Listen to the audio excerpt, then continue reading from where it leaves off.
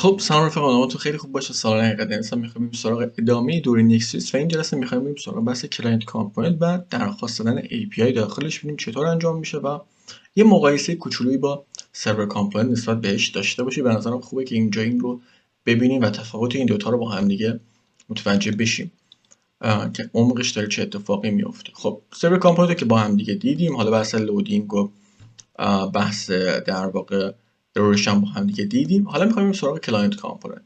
اینجا بچه من یه دونه صفحه جدید توی اپ ساختم. میبینید کانتکت آس اباوتمون که یک سرور کامپوننت، کانتکت آسمون همون تماس بامون برای یک کلاینت کامپوننت باشه. پس از همون اول بالاش یک یوز کلاینت قرار میدم. خب این کاری که انجام بدم الان این تبدیل به یک کلاینت کامپوننت میشه. اگر من بیام مثل یک سرور کامپوننت باش رفتار کنم، یعنی من این رو کپی کنم بیارم اینجا، اول اینکه این فانکشنال کامپوننت رو من بیام اسینک کنم و بعد بیاد ریکوست توش بزنم، ببینیم چه اتفاقی میفته. خب اکسیوزم باید ایمپورت کنیم و بریم توی صفحه‌مون رفرش کنیم. توی صفحه کانتکت آس می‌بینیم که ما ارور خواهیم داشت. و این ارور چی میگه؟ آقا میگه شما نمیتونید، یعنی شما توی کلاینت کامپوننت نمیتونید از چیزایی که توی سرور کامپوننت استفاده می‌کنید اینجا استفاده کنید. اصلا این درست نیست. این چه قیمه‌ها می‌ریزید تو ماستا. پس این کار نمیتونید انجام بدید. اون همش مربوط به سرور کامپوننت. بچه‌ها اینا دو تا دنیای مختلفن. شما باید بیاید مثل گذشته که توی ریاکت یوز افکت می‌زدی، اینجا هم یوز افکت بزنید. آقا جان فکر کنید ریاکت کد می‌زنید، خودتون نمی‌خواستن درگیر چیزی کنید. کلاینت کامپوننت همون ریاکت ساده خودمون، هیچ فرقی نکرد. یوز افکت رو می‌زنی، ایمپورت می‌کنی. بعدش هم حالا اون اکسیوسی که داری، حالا ما اینجا خیلی ساده سعی می‌کنیم این رو ما بیاریم و استفاده کنیم. دات اکسیوس رو باید ایمپورت کنیم، البته می‌زنیم دات دن مثلا و به ما چی رو بده؟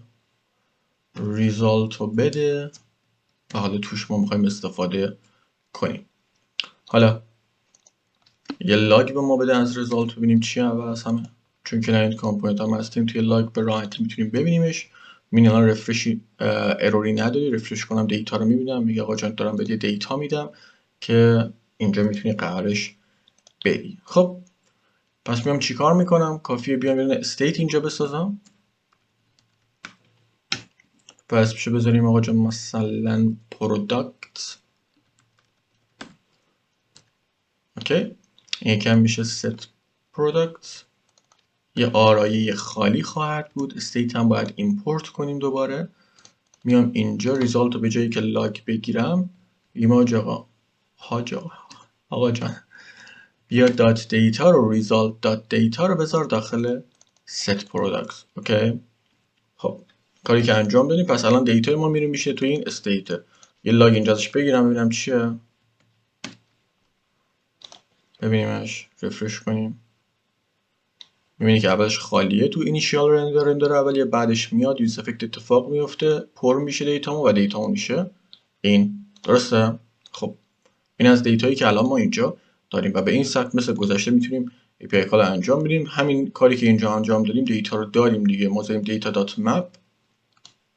این طرف هم دقیقا به همین شکل میتونیم بریم اینجا بزنیم چی؟ به جایی که میزنیم دیتا دات مپ ریختیمش توی پروداکت. درسته؟ میتونیم اسمش دیتا اگه دوست داریم میذاریم چون توی پروداکت میذاریم پروداکت. اینجا تایپ هم ایمپورت میکنیم.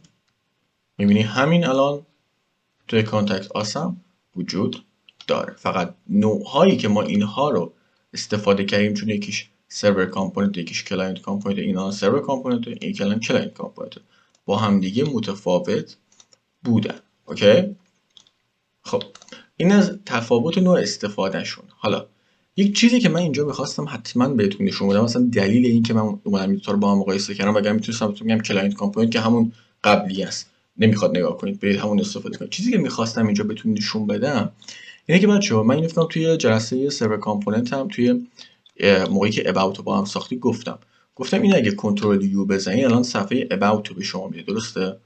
و اگه من اینا رو رپ کنم اینجا، بیام اینو مثلا سرچ کنم، اوکی، الان حالا احتمالاً ببینیم کجاست، اینجا هست. میبینی که این الان وجود داره اینجا.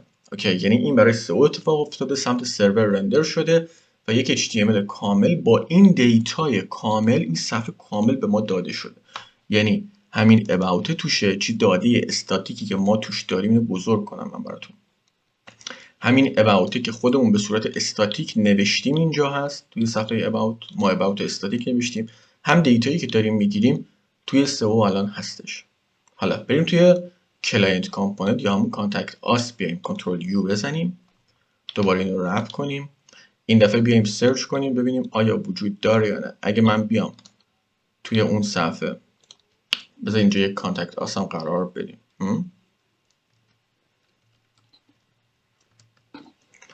کانتکت آس، اوکی، دوباره مجدد بگیریم کنترل یو توی کانتکت آس رپ شو. و اگه من اینجا بیام الان کانتکت آس رو بزنم میبینی کانتکت آس اینجا وجود داره، درسته؟ خب داده استاتیکی که من قرار دادم اینجا وجود داشت و برای سئو اتفاق افتاد و سمت سرور رندر شد و من اشتمالش دارم میبینم. اما ببینیم آیا این تیکه دیتایی که ما مثلا من همین پرمیوم فقط همین یک کلمه رو سرچ کنم اینجا ببینم هستش، میبینیم وجود نداره. همچین چیزی اصلا داخل این تیکه کد وجود نداره. این پری وجود داره، پریمیوم ما وجود نداره. دلیلش چیه؟ دلیل اینه که ما داریم همون که بهتون گفتم بچه، بخشی از این سمت سرور رندر میشه، بخشی سمت کلاینت. تو داده استاتیکی که داری اینجا خب اون سرور دارتش، یعنی این داره سمت سرور رندر میشه و داره اینو میبینه همون لحظه. این چون استاتیک تو اینجا قرارش داری تو کد، میبینه میگه چه خوب من میتونم اینو بیام سمت سرور رندر کنم، اینو رندر میکنم. بعد میاد اینجا میرسه به این میگه این که کلاینت کامپوننت و این یوز افکت و اینا کلا سمت کلاینت رندر میشن. خب پس من کاری به این ندارم، این بره سمت کلاینت. این تیکه یعنی سمت سرور رندر میشه. این تیکه که داری بهش گفتی آقا جان شما اصلا چون که سمت کلاینت باید رندر بشه، اصلا دسترسی سرور به این نمیتونه کاروش انجام بده، این بلند میشه میاد سمت کلاینت رندر میشه. برای اینکه سمت کلاینت براش اتفاق میفته، این رو سئو براش اتفاق نمیفته و توی سورس کد شما هم وجود نداره و کلا اون بحث سئو و اینا پر میشه و این میشه کلا سمت کلاینت رندر، سمت کلاینت این کلا سمت کلاینت رندر میشه. اوکی، خب پس اینجا من دقیقا این چیزی بود که میخواستم تفاوتش رو متوجه بشید. توی صفحه about ما تمام این سمت سرور رندر میشه، توی کانتکت راست که کلاینت سایده بس قسمت های استاتیک سمت سرور و قسمت های داینامیک سمت کلاینت رندر خواهند شد. اوکی، این تقریبا کل چیزی بود که بچه میخواستم از این دوتا توی API کال هاشون ببینید که بحث مهمی بود و همین. بریم سراغ قسمت بعدی.